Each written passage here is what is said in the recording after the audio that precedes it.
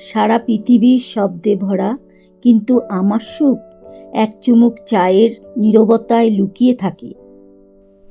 পাত্রটা চুলোর উপর উঠতেই একটা শান্ত তাল বেঁধে যায়।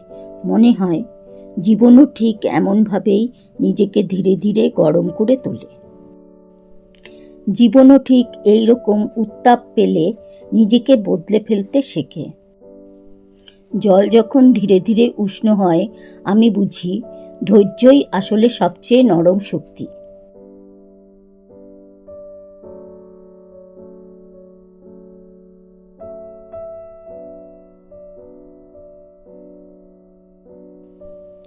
চা পাতার গন্ধ ভেসে ওঠে, আর মনে পড়ে সুখ কখনোই দূরের কিছু নয়, এটা শুধু অনুভবের ক্ষমতা। এই প্রবাহে সময় থেমে থাকে, একটা নিঃশব্দ শান্তি যা ভেঙে যায় না তাড়াহুড়োয়। এমন মুহূর্তগুলো আমাকে মনে করায় জীবন বড় দার্শনিক নয়, জীবন বড় সহজ।